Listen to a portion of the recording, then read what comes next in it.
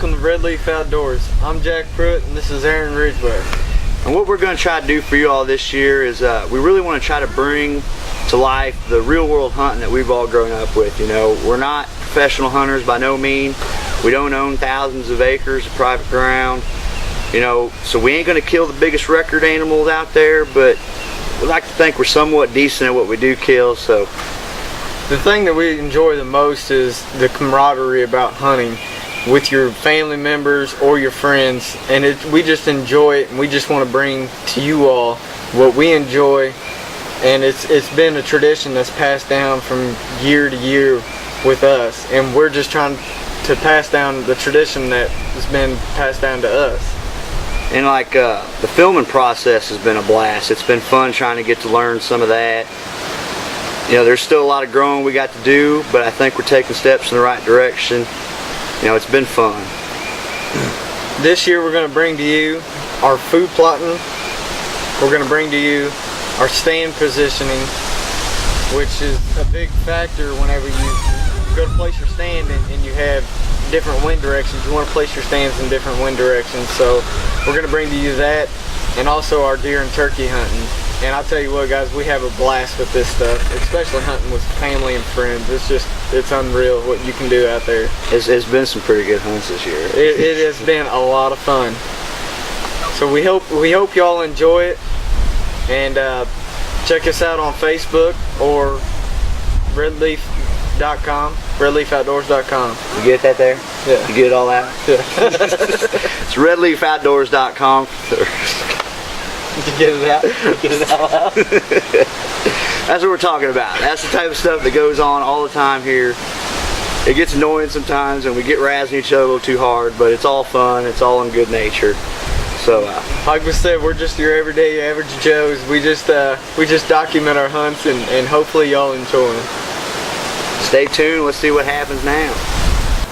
Turkey season was definitely a tester for us here at RedLeaf. You know, the winter months never seem to want to get away.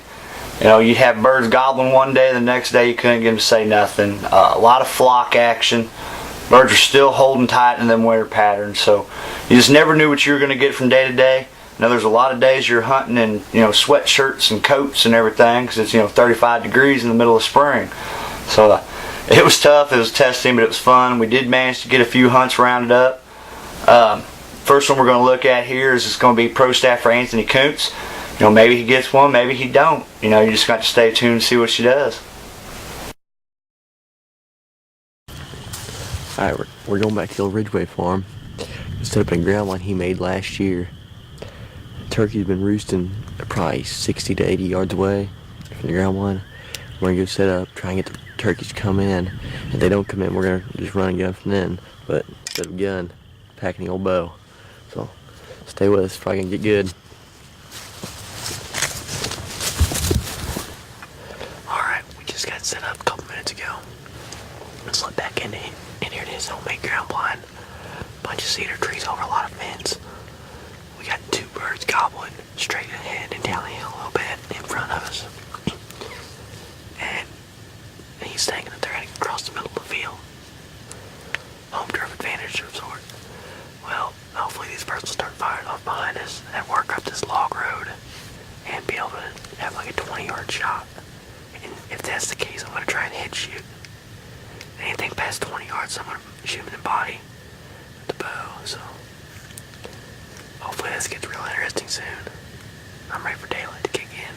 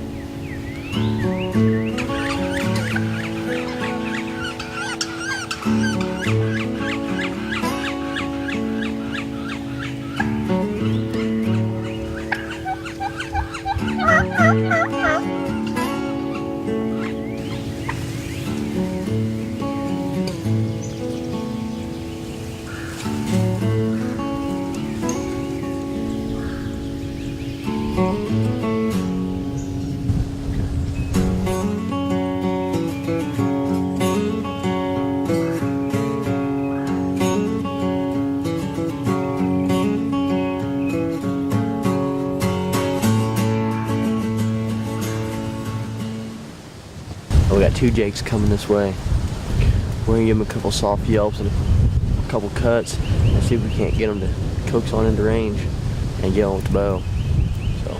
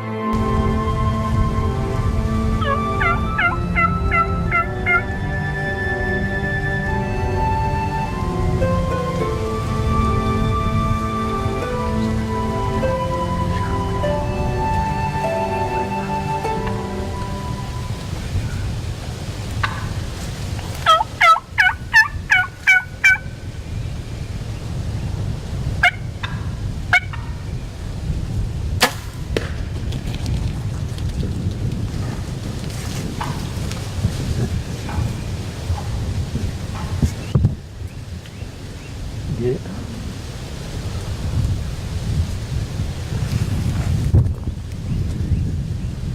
I think he's down right there.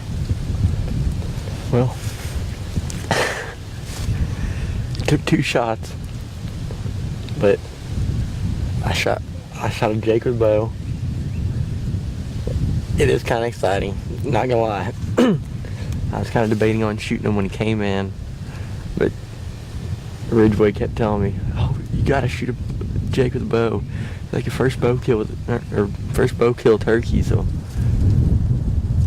I lost an arrow in the process. That was cool. After he missed the first shot, I really didn't think he had a prayer on the second one. I said, I don't know, 35 yards. I said, boom, arrow goes off. That was a thwack there. Oh, shit.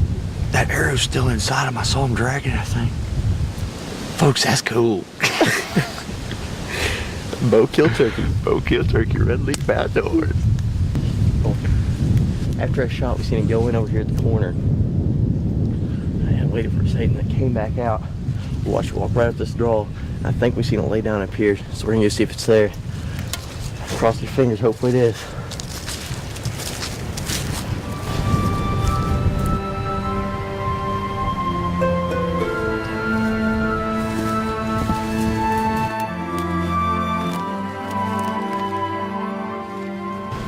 Well, came out here today trying to shoot on the bow, and this jake came in, had some gobblers gobbling a little bit on the roost, hit the ground, kind of shut up a little bit, morning was kind of slow. Birds ain't really working too well, and we ended up calling 2 jakes in. I wasn't really gonna discriminate because it was my first turkey bow kill, so I figured I'll just go ahead and give it a shot. End up shooting this nice jake, probably a 3 or 4 inch beard.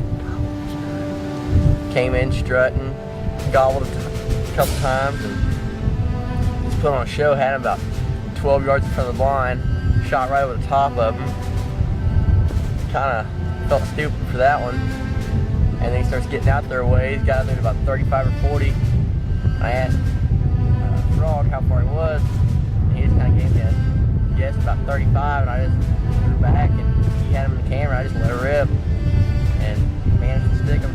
Stuck pretty good, right up from the leg, so about 50 yards, dropped over. We go ahead and get our tag filled out, get it on the bird, get back to the house, get it called in, and hopefully some of the other guys in the group get a good kill on camera. RedLeaf Outdoors, stick with us.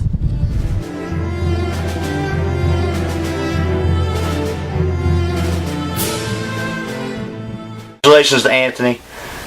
There was nobody more happy to see him get that turkey than I was. After that first miss at 18 yards, I think's what it was. He had said that anything under 20 yards, he was going to shoot it in the head. Well, the bird was 18 yards. Unfortunately for Anthony, he didn't take time to stop it. But, congratulations on making a little bit further shot. Our next hunt now, we've got Tyler Benner and Shawn Bohm. They're real good friends of RedLeaf Outdoors. Tyler's really active in the NWTF, and Shawn does a lot of film projects on the side himself. So they approached us and said they had a hunt here that we should take a look at and see if we'd like to use. And after reviewing it, loved it. So hope you guys love it as much as we do. Alright, got in here a little late this morning. Got a bird already gobbling down here in the corner, so I'm going to try to set up about as close as we can. We kind of had a late spring this year, so coverage ain't that great. So Shawn's been doing a little scouting. Been seeing gobbler tracks up and down the cornfield right here, so we're going to try to play it safe, get as close as we can without spooking these birds, and hopefully we can get something done.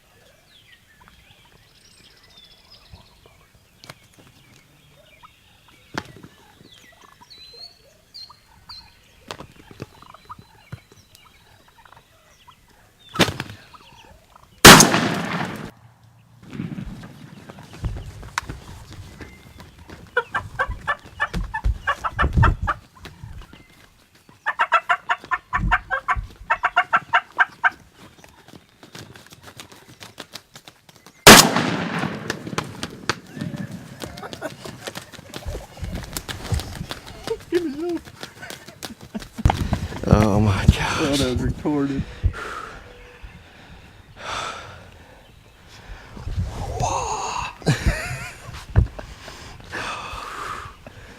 Get sit up here. Dude, I was shaking. It was fun. That was Dude. He was going.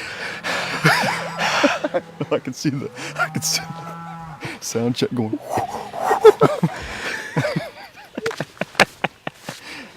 Man, that was a quick, easy hunt. It's been raining its butt off.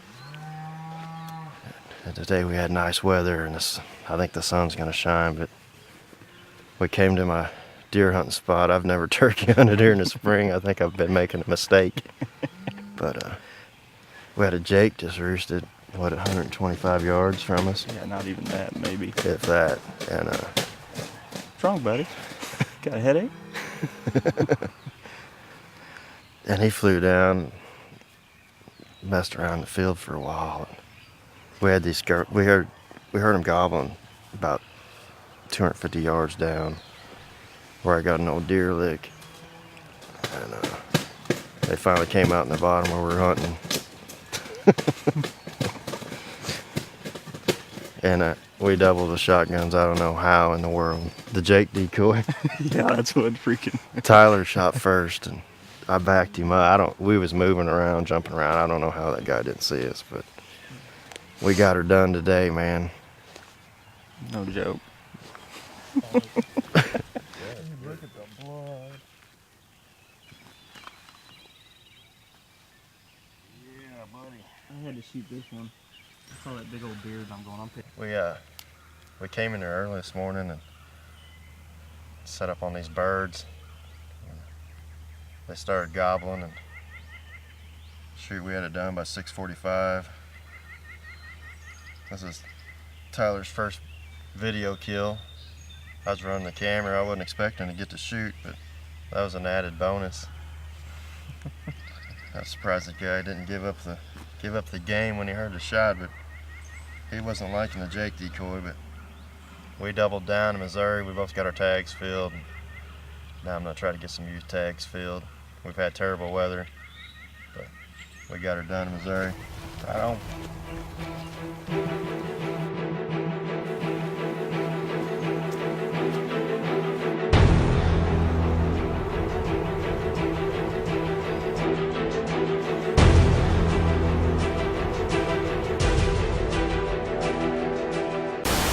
Shawn Tyler, congratulations, man. You guys knocked down the double. I mean, that is like every hunter's dream, to have them come in like that and just whoop up on your decoy. And you guys got to have that happen, so congratulations. You know, there's no way you're all ever going to forget that for a long, long time. Thanks for giving us that hunt, too. I really appreciate it. You know, for everybody else, make sure to go to our website at... Quit it. All right, here we go. Make sure to go to our website, www.redleafoutdoors.com. And we got a lot of hunts and tips and stories like that in there for y'all. And also our Facebook page. You know, if you just type in RedLeaf Outdoors, you know, give us a like, stop in there and visit. You know, we do a lot of hunts and stories, so, you know, we're always willing to share. So just make sure there and stop us, and thanks for watching.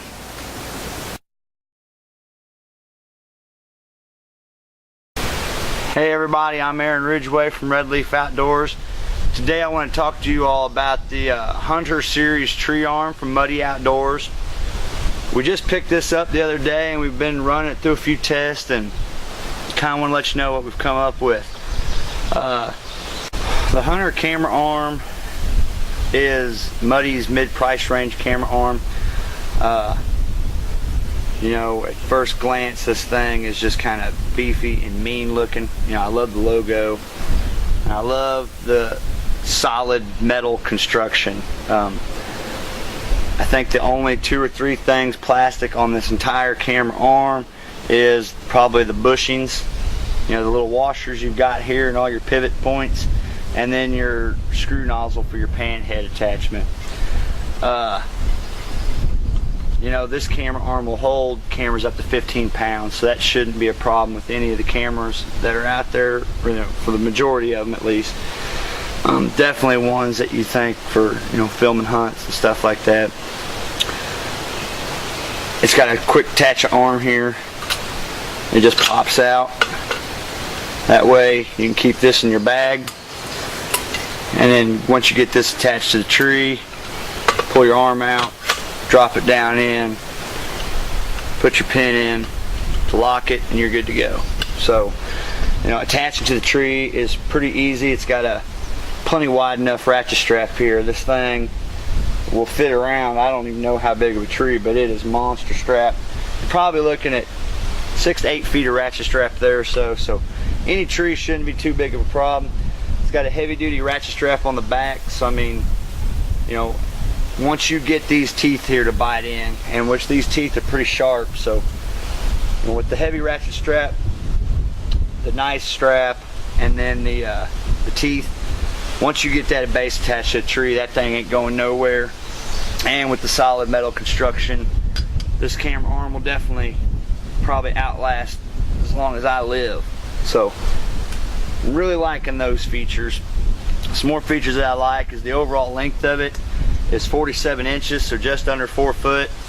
To me, you got to have a long arm because, you know, you can always fold it up if you're working a tree. You can always fold it in tight to you and still have plenty of room to work. But where you're really going to want the length at is, you know, when you're trying to get around trees, stuff like that. You know, when you've got a deer or a turkey or whatever you're hunting comes in from behind or just a different angle, you can definitely get around any tree with this bad boy. One of the dislikes is being that it is all metal, you are looking at about a 7-pound camera arm with most of your weight coming in the base. Okay, this is all welded steel, heavy duty thing. So out of that 7 pounds, I'd probably say you're looking at, you know, just guessing, probably 5 pounds in the base. And then this arm is detachable, like I said. You know, you're probably looking at 1 to 2 pounds, and it's aluminum. But you know, with them shaping it lengthways, it ain't going nowhere. It's sturdy. It'll hold anything.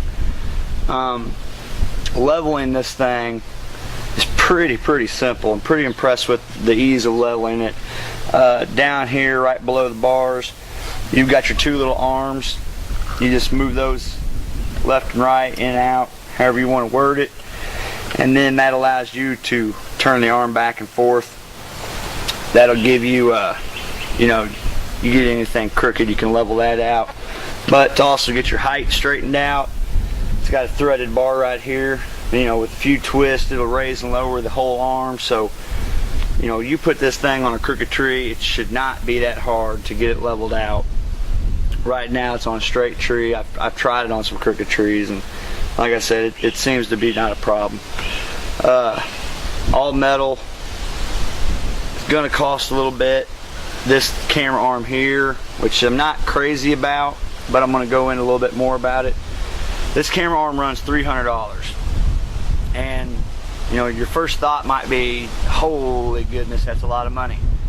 Well, you know, when you're looking at a camera, if you stop and think about your electrical equipment that you're going to be running up in that tree, you know, most cameras for filming, you know, a cheap, great quality one, you know, you're looking at least $1,000.